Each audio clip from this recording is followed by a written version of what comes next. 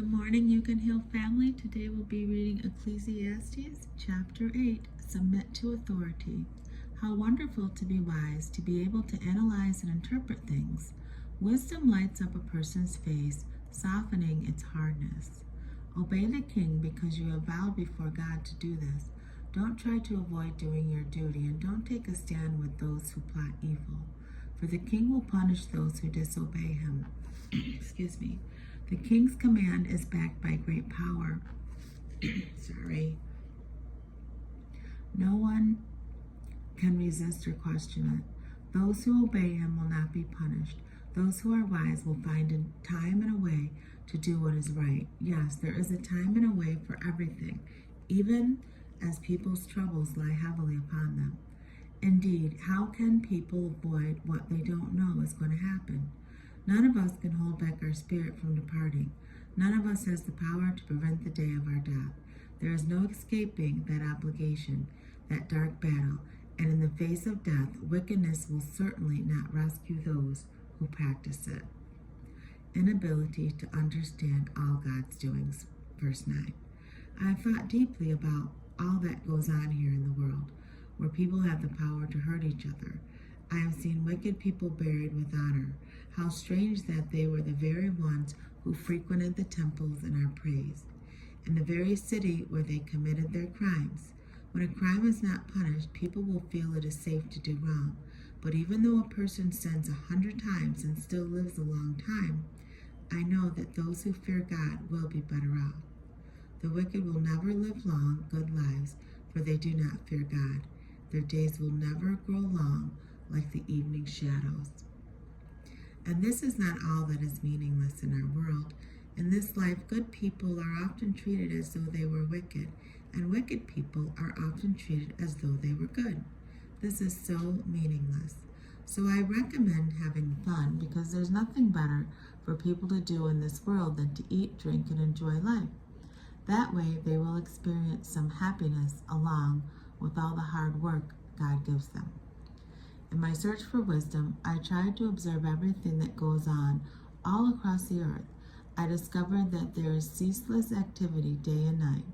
This reminded me that no one can discover everything God has created in our world, no matter how hard they work at it. Not even the wisest people know everything, even if they say they do.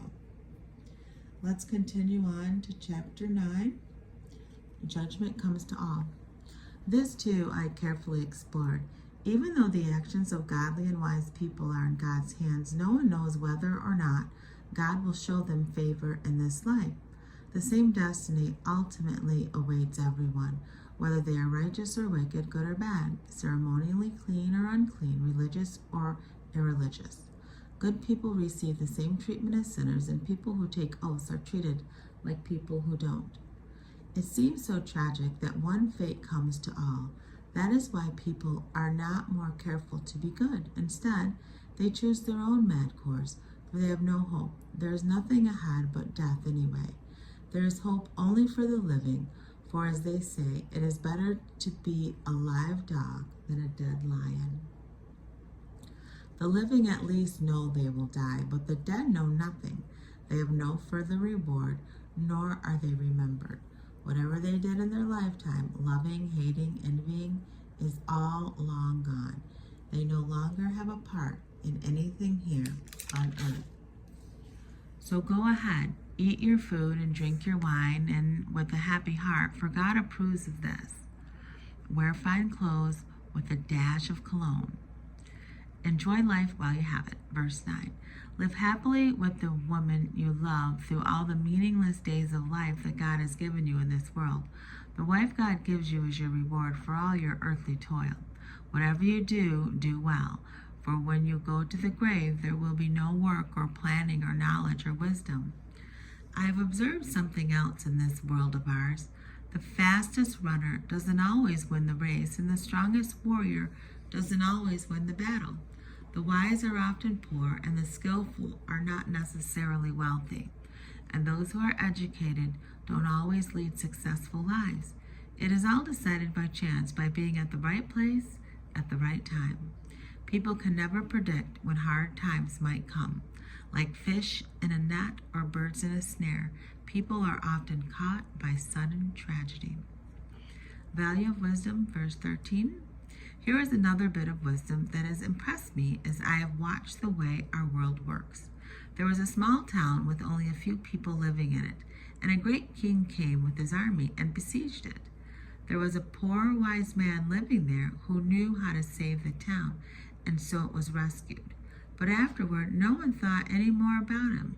Then I realized that though wisdom is better than strength, those who are wise will be despised if they are poor. What they say will not be appreciated for long. But even so, the quick words of a wise person are better than the shouts of a foolish king.